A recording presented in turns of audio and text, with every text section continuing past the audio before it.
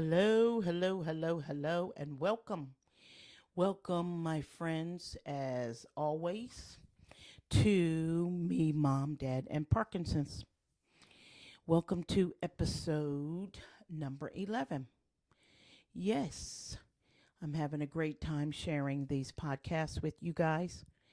I started out sharing these podcasts, me, Mom, Dad, and Parkinson's, to share information to those who might be facing loved ones or friends with the disease Parkinson's, because my dad, Harold, has Parkinson's for about 4 years now. So I started this podcast to share information that we have learned with my dad's Parkinson's. Me, mom, dad, and Parkinson's. So my mom is Gloria, and I'm Tia Thompson, for those of you who are just joining us. And on this episode, I will be sharing great recipes. Today I'll be sharing banana nut bread, cranberry sauce, and honey buttered carrots. So you have to stay tuned, my friends. Keep listening. And later on during this podcast, I will share those recipes. So this morning, my dad and I, it is fall at the moment. It's November, and we are nearing Thanksgiving and the holidays. My dad and I just came back from the dollar store, which he loves, and praise the Lord, he was walking around like a champ today. And we just got back this morning also. Um, my mom, we gave her a break. My mom, Gloria, is going to get her nails done. So dad and I are hanging out together and giving her a break. It gives her a chance to do things that she loves to do as a caretaker. Gives her a break from her daily routine to do something she loves, and she loves getting her nails and her mani-pedis done. So dad and I are hanging out. This is how we keep our heads up with a positive attitude as caregivers.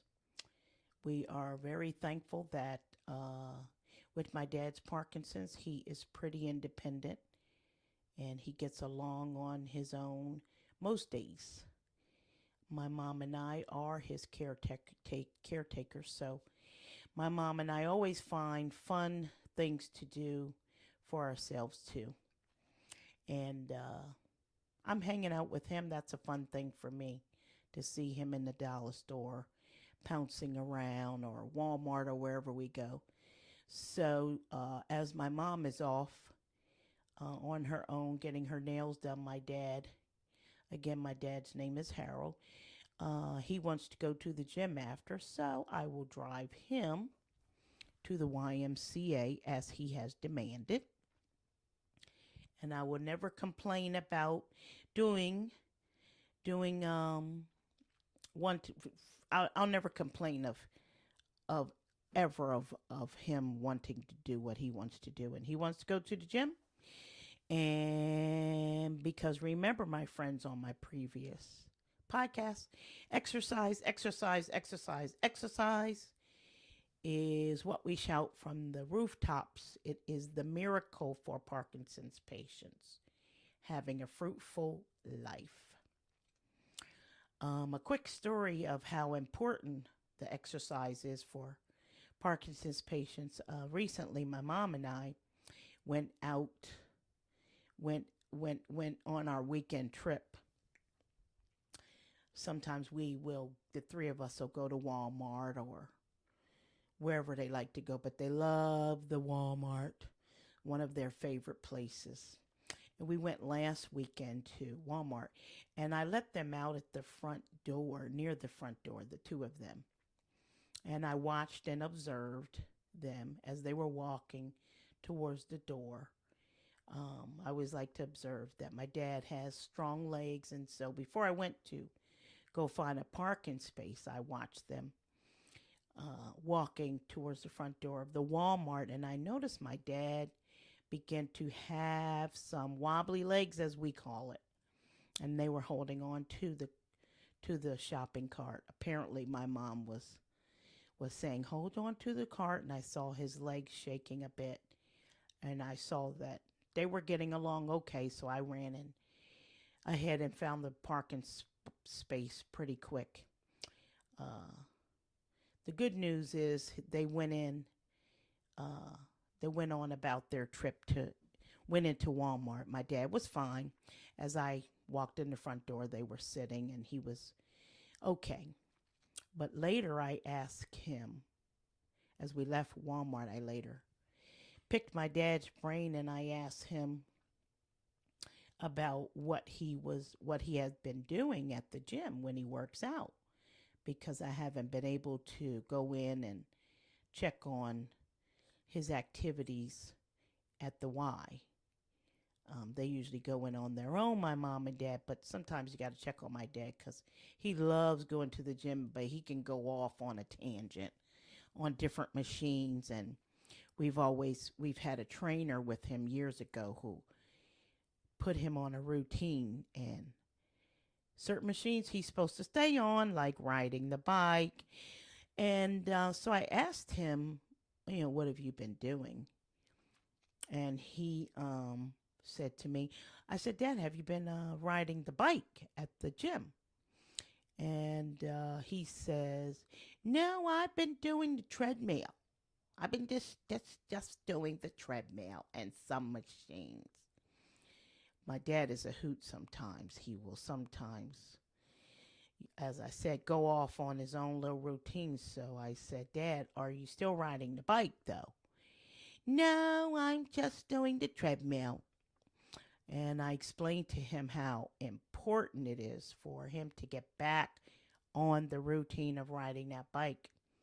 Yes, the treadmill is good, but the bike has proven to be miraculous for Parkinson's patients. And he did indeed go back to riding the bike. I made sure of it, and honestly, his legs are stronger since the last 2 weeks. I I question him and my mom when they come back from the Y. Excuse me. And I said, you been riding a bike, Dad? Yes, I've been on that bike. And I also take those little rubber band things every other day where you use the rubber band things to exercise your legs and arms. Those exercise rubber bands, my friends. And I do that with his legs too. And honestly, I'm when I tell you the truth, his legs are stronger since he's back on that bike. It's amazing how you have to check. You have to check on the kids as they did with us growing up and make sure he's doing the right things. You got to watch this guy. I don't know why he decided to change his routine. We are about to go into the Thanksgiving holiday and Christmas holiday, which means a lot of family and friends are um will be will be parading into our household. And these moments, my friends, with family and friends brings my dad much joy. On previous episodes, I have commented on how it is so important to keep the Parkinson's patient happy. Keep the Parkinson's patients happy. I've commented on how it is so important to do that. And so while we will first do Thanksgiving, there'll be friends coming to our home, and there will be Christmas time, December. My sister and brother and all the grandkids will ascend upon our house, and we love every minute of it. And it keeps my mom and I happy too as caretakers. We keep our eyes on the joy in our lives. These moments of spending time with my mom and my dad in their 80s is moments we treasure. Is so we treasure these moments together in their golden years. And while we are getting together for the holidays, there will be a lot of cooking together and shooting the breeze together in the kitchen and all over the house. And usually on one of these all of these episodes, I will have an interview with, excuse me, with a family member or a friend. But this episode, I decided to share with you guys. Sorry about that. Um, my dad and I, my mom, dad, and I, in the evenings, we have devotions in the evenings. On one of the previous episodes, I explained to you guys when my dad first got diagnosed, his sleeping habits were unsettled. The medications can bring on it. He's okay now, but in the beginning, he had some sleepless nights. So we started having devotions, and we continue to do it every night. And we start with singing, and then we'll have a little prayer, and then we go to bed. And so here we are singing together, one of our songs together. And so enjoy. At the cross, where I first saw the light and the burdens of my heart rolled away. It was there by faith I received my sight, and now I am happy all the day. Was that better? That's better. That's better. We got a lot of critics in the chorus. There we are, the Thompson Trio. We started out singing Silent Night, and my mom is a pretty good singer too, and she was happy with Silent Night. So maybe the next podcast we can bring you a Christmas song, my friends. So we switched. Silent Night wasn't up to her expectations. So we switched to At the Cross. Hope you enjoyed that. As I always say, we cook together a lot. When family and friends come, we're cooks. My mom's a great cook. She passed it down to my brother and my sister, and it brings us much joy as we work out and try to stay fit. We do cook a lot, and it brings us joy, joy, joy. So for the holidays, I'm going to share with you guys banana nut bread. I did banana nut bread last podcast, I believe. Folks enjoyed it. So it's fall season, it's Christmas season, holiday season, Thanksgiving season. I will share it again. Here are the ingredients for banana nut bread. For 2 cups of flour, 1 teaspoon of baking soda, 1 teaspoon baking powder, 1 teaspoon salt, 2 eggs, 1 cup of sugar, 4 very ripe bananas. And I always assume everybody knows how to cook, but everybody does not. My friends have told me. So I will explain these ripe bananas. If you let bananas sit, you see them get black and brown. And some people think, I'm not eating it, throwing it away. But they're the best ripe bananas for banana nut bread. They make the best banana nut bread. That's what they mean by very ripe. When they're black and brown like that, it's the sweetness and the sugars come out of the bananas. It's great if you have it, those bananas like that. So 4 very ripe bananas, 1 teaspoon of vanilla, half cup vegetable oil, 1 teaspoon of cinnamon. Those are did I say half cup of vegetable oil? Yes, I did. Here's the directions, my friend. Preheat your oven, 350 degrees. In a medium mixing bowl, combine flour, baking soda, and baking powder, and your salt. Those are your dry ingredients. Put them all together in a bowl together. In another bowl, large bowl, cream together eggs and sugar. Stir in mashed bananas. You're going to mash your ripe bananas. Cream together. You cream together your eggs and sugar. Stir in your mashed bananas, vanilla, oil, and sugar. Stir in your flour mixture, your dry mixture bowl. Stir in slowly at a time, a little bit at a time, your flour mixture, a third at a time until just combined. Divide batter into a loaf pan. Not divide batter, just pour your batter into a loaf pan. Bake for about an hour. Banana nut bread. Since it is the holidays, we enjoy homemade cranberry sauce. It's so easy. So you buy your bag of cranberries, one bag. You take 1 cup of water in a saucepan, my friends, 1 cup. Rinse your cranberries off, at least I rinse mine off. And pour your cranberries into the 1 cup mixture. And just turn your oven on, your top oven on medium heat, and let the cranberries and water boil up.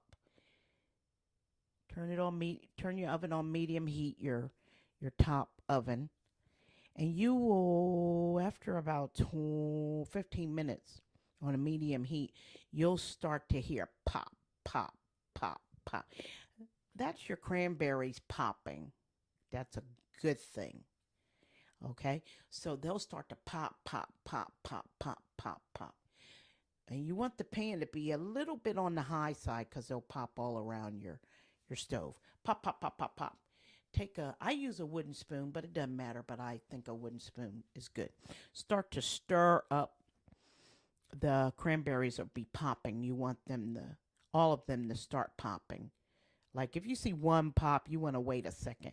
2 pop, you'll notice all of the cranberries will start pop, pop, pop, pop, pop, pop, pop, like popcorn. And then you'll see them crack up. Then you will pour in as they all start to pop, the cranberries. Pour in, most directions say 1 cup of sugar, my friends. And now we're on a sugar thing where nobody's using sugar. Most recipes will say 1 cup of sugar. I'll be honest with you, my friends. All my family have been making this cranberry sauce for years. They want the cranberry sauce sweet. Most people do. Some people want it a bit on the tart side, so you could stay with the 1 cup of sugar. I'm going to be honest with you. I add 2 cups of sugar. Maybe 2.5 cups of sugar sometimes I do. Because folks like it sweet. Our cranberry sauce during the holidays, it's always gone. So it's totally up to your taste, whether you want it sweet. So 2.5 cups of sugar, wink, wink, that's what I use. Some people like to add orange juice and nutmeg, and that won't hurt it at all. As you're adding the 2.5 cups of sugar, you stirring with your spoon. Stir, stir as the heat is still on medium, stirring in your sugar. It's in the cranberry mixture. You're stirring, stirring, stirring in that sugar for about another minute. And then you can take the cranberry mixture off the stove. The longer you stir and allow the cranberry sauce to be on the heat, the thicker it will get. But it won't get like thick, thick, thick. You will take it off. It'll still be a bit runny. But once you let it cool in the pot, take it off the stove, off the heat, keep stirring. Once it cools down a bit, you can pour the cranberries in a bowl or whatever container you're using, a jar, and let it cool down a bit. put your cranberry sauce in the refrigerator, and the next day or two you'll see it be thicker, like cranberry sauce. It's delicious. It's nothing like homemade cranberry sauce, and it's really quite easy. And I'm sharing with you a third recipe, which is honey buttered carrots. Go buy a bag of carrots. Take your peeler, like the potato peeler, and peel off all the skin off the carrots. Give them a quick rinse. But take all that skin off the carrots. My mom, my family, they like me to slice up carrots, in little rounds. So I slice carrots. Sometimes I'll leave them whole if I'm doing roasted chicken. You can leave them whole, or you can just slice up the carrots to make little rounds. Pour in a nice little baking pan or casserole dish, little pie pan type of thing. And I take butter, about a half stick of butter, slice butter on top of the carrots, and grab some honey, drizzle honey all in there, my friends. That's pretty much it. Sometimes I will sprinkle a little brown sugar, but lately I haven't done it. The honey and the butter, and I might do a teaspoon of salt. Put these carrots in the oven, 350 degrees. My mom can't. I'm not a carrot person, but my family love the honey buttered carrots. Love, love, love. Let them bake for about 30 minutes in the oven. You'll notice that they'll get soft. Butter and honey. If you want to sprinkle some cinnamon on there, you can. It's good. A little bit of brown sugar. If I don't use honey, I'll use brown sugar. But these are honey buttered carrots. So butter, half stick of butter, honey, drizzle, a little dash of salt in the oven. Delicious. You got 3 recipes, my friends. 3 recipes.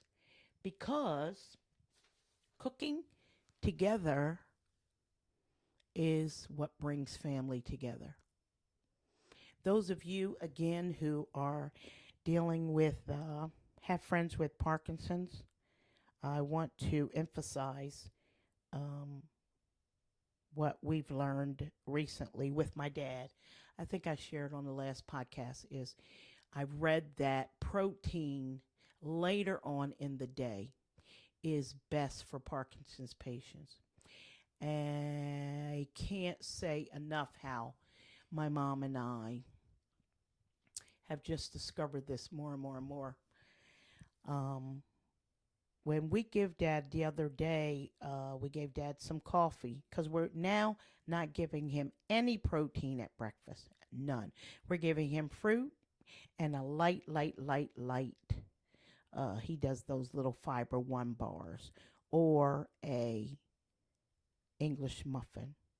No protein for breakfast. And he walks like a champ all day, most days, with no wobbly legs. We decided to experiment, my mom and I, the other day. And he likes coffee. So I said, Mom, we're going to try him with some coffee. And how about we put 1 teaspoon of milk in his coffee and see? And we kept him around the house to watch him to see if the protein would interfere with his Parkinson's medication.